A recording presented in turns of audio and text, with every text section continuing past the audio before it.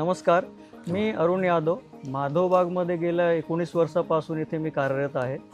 या माधवबागमध्ये मी बेसिकली योगा प्रशिक्षक म्हणून कामं करतो.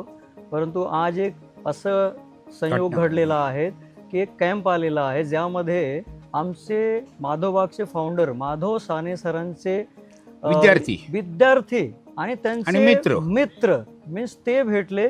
मनापासून एवढं खुशी वाटली आज मला की आज त्यांचे शिष्य आणि विद्यार्थी जे आहेत या किंवा त्यांचे मित्र आहेत ते भेटले मला, आणि एवढं खुशी वाटत आहेत की आज त्यांच्याशी बोलायचं जे मला संयोग बसलेला आहे.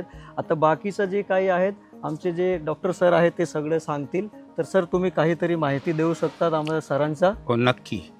मी 1962ला इंटर सायन्स झालो, फर्स्ट इयर इंटर सायन्स. रुपारेत कॉलेजला होतो मी. आणि 63ला माझे वडीलसुद्धा आयुर्वेदिक डॉक्टर होते. त्यानिमित्त मी इथे ही ॲडमिशन घेतली, सायन आयुर्वेदिक महाविद्यालय. काय तिथे नुकतंच चालू झालं होतं. मला वाटतं 1963, आता नक्की आठवत नाही, पण 62-63च्या दरम्यान 1963ला कॉलेज चालू झालं. आणि तिथे MFM नावाची हे चालू झाली, काय डिग्री चालू झाली. डिग्री मी डिप्लोमा इंचं झालं.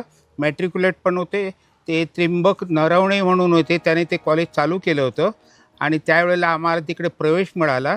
तर तिकडे मी म्हणते 1963 1968-69पर्यंत होतो. 5-6 वर्षाचा आमचा कोर्स होता. तिथे माधव साने हे मला शिक्षक म्हणून पण होते, विद्यार्थी म्हणून पण होते, आणि माझे मित्र म्हणून पण होते. आमची दोघांची फ्रेंडशिप एवढी होती भयंकर. आणि आम्हाला कॅरमची स्पर्धा जास्त लागायची. कॅरम स्पर्धा आम्ही जवळजवळ 3-3, 4-4 तासात होतो. पण त्यांचं एक सांगण्याचं वैशिष्ट्य एवढंच होतं, त्यांच्या तोंडामध्ये जे काय श्लोक वगैरे जे हे तोंडातून बाहेर पडायचे ते पोपटासारखे होते. आपल्याला एखादा श्लोक म्हटलं तरी 2-2, 3-3 तास लागतो, पण त्यांचं तोंडपाठ अख्खं पुस्तक होतं महादेव सानेचं. एक त्यांचं विशेष होतं. नंतर मग ते गोवंडीला वगैरे राहायला गेले. मग त्यांचा आम्ही दवाखानासुद्धा चालवत होतो मध्ये काय समजलं. पण तेवढं खेळकर होते की भावापेक्षा कमी पाहिजे. माझ्यापेक्षा जवळजवळ 24-25 वर्षांनी हे जास्त होते काय समजलं. पण आमची भेट 25 ते 30 वर्ष आम्ही एका ठिकाणी होतो.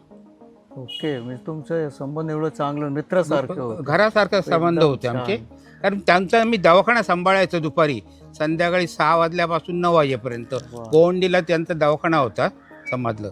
असं झालं. Okay, thank you sir. इथे भेट दिल्यानंतर तुमचं खूप खूप धन्यवाद. आणि मुलाने त्याच्या ते ठेवलं, त्या आयुर्वेदाचा भयंकर मला आनंद झाला. आजच मी इथे 2 वेळा आलो होतो, पण आजची अशी वेगळी वेट आली की आमचे असिस्टंट आहेत, त्याने मला सांगितलं एकदा तुम्ही चला म्हणून मी मुद्दाम आलो. आज माझं वय 83-84 आहे काय समजलं, एवढंच. ओके, चल, ओके, थँक्यू सर.